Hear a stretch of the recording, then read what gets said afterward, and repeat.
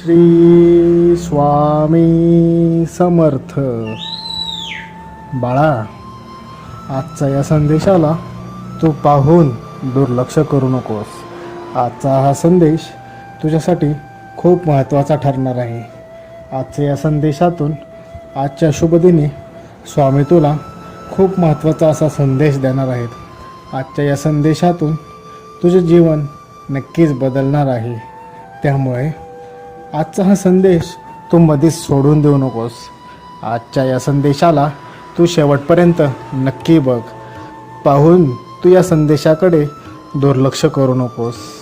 त्या अगोदर तू जर का स्वामी समर्थांचा भक्त आहेस आणि तुझी स्वामी समर्थांवर श्रद्धा आहे, तर मग तू या चॅनलला आत्ता लगेचच सबस्क्राईब करून घे आणि या व्हिडिओमध्ये कमेंट बॉक्समध्ये श्री स्वामी समर्थ असे 3 वेळा लिही.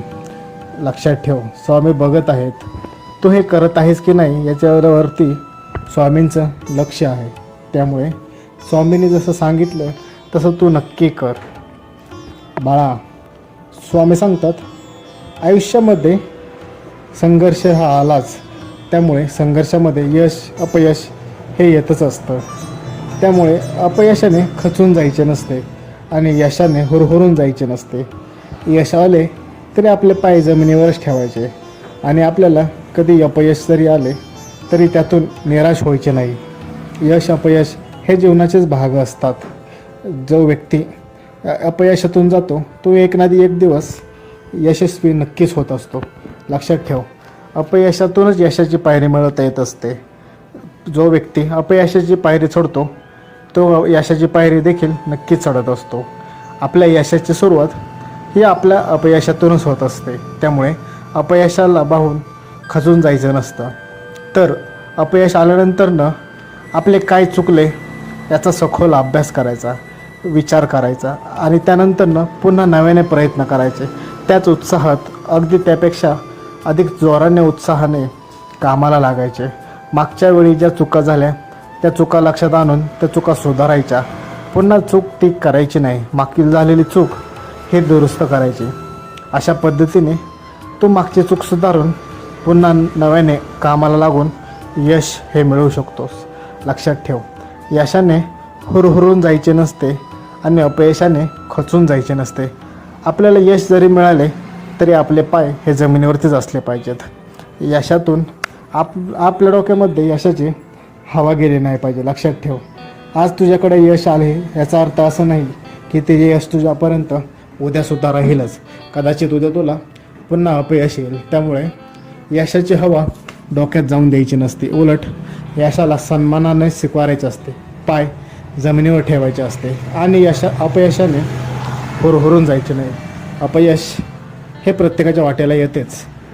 यश मिळवण्यासाठी आपल्याला अपयशातूनच जायचे असते.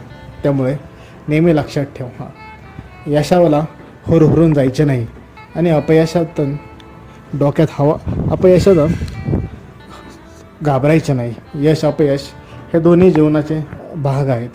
त्यामुळे घाबरू नकोस. स्वामी सांगतात माणसाने आयुष्यामध्ये दिलेली वेळ ही पाळली पाहिजे. लक्षात ठेवा, वेळेला खूप महत्त्व आहे. वेळेसारखी मौल्यवान गोष्ट दुसरी कोणतीच नाही आहे.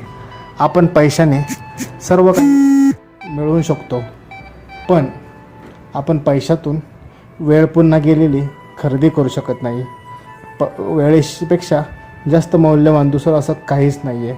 त्यामुळे आपल्या जीवनातील प्रत्येक वेळ प्रत्येक क्षण हा बहुमूल्य असतो. त्यामुळे त्याला महत्त्वाच्या उपयोगी कामामध्ये व्यस्त करा. आपला वेळ विनाकारण ही वाया घालवू नका. कोणी आपल्याला बोलवले म्हणून आपण त्याकडे जाऊन विनाकारण टाईमपास करत बसू नकात. या उलट आपला वेळ सत्कारणी कसा लागेल त्यातून आपली प्रगती कशी होईल याचा विचार करा. वेळ ही खूप महत्त्वाची असते. एकदा हातून गेलेली वेळ ही पुन्हा कधीच येत नाही. त्यामुळे नेहमी लक्षात ठेवा, वेळेची कदर करायला शिका. प्रत्येक गोष्ट ही वेळेचे नियोजन करूनच करा आणि प्रत्येक ठरवलेली गोष्ट ही तिच्या वेळेमध्येच पूर्ण करा. वेळेच्या अगोदर किंवा वेळेच्या नंतर कोणतीही गोष्ट करू नका.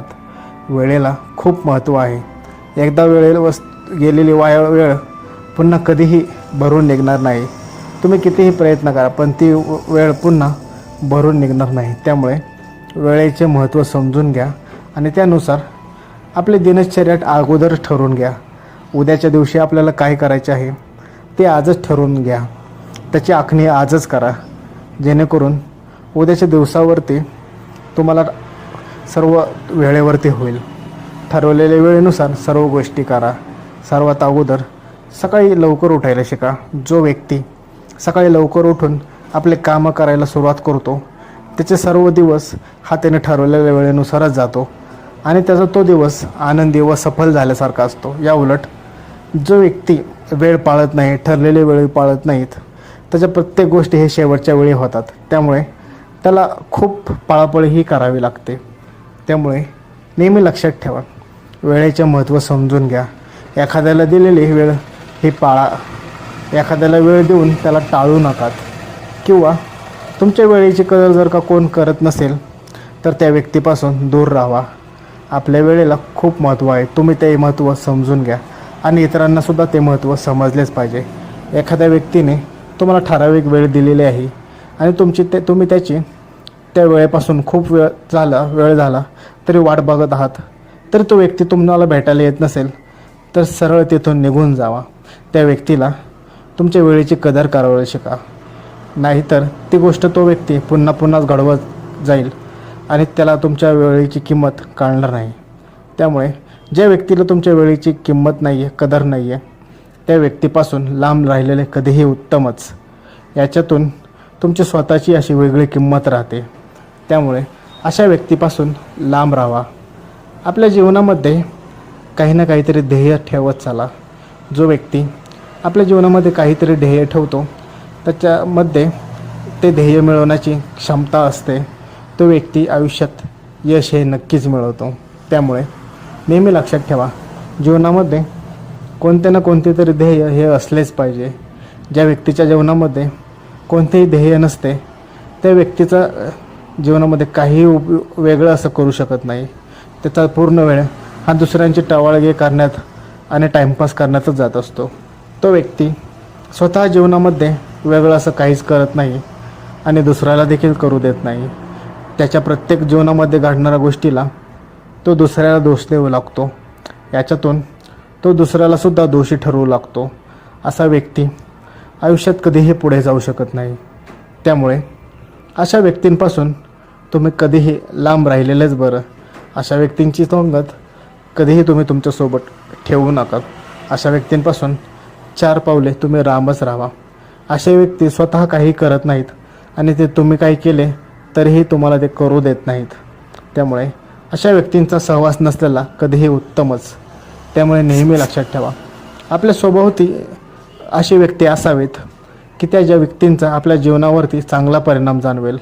जे व्यक्ती स्वतः जीवनामध्ये काहीतरी ध्येय उद्दिष्ट ठेवून काम करत असतील, त्यांच्या गुणांमधून आपल्याला चांगले काहीतरी शिकता येईल, त्यांच्या ध्येयांमधून आपल्याला चांगली काहीतरी प्रेरणा भेटेल, अशा व्यक्तींनाच आपल्या सभोवताली ठेवा. लक्षात ठेवा, आपल्या सभोवताली कोणते व्यक्ती आहेत त्यांचा आपल्या जीवनावर खूप असा प्रभाव होत असतो.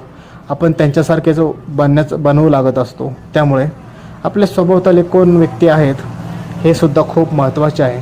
त्यामुळे आपल्या सभोवतालचा परिसरातील मैत्रिणी निवडताना विचारून करून निवडा. त्यांच्यापाशी कोणते ना तरी ध्येय असणे गरजेचं आहे. ते जीवनामध्ये काहीतरी करू शकतील असे व्यक्ती निवडा. त्यांच्यासोबत तुमची ही प्रगती नक्कीच होईल. श्री स्वामी समर्थ.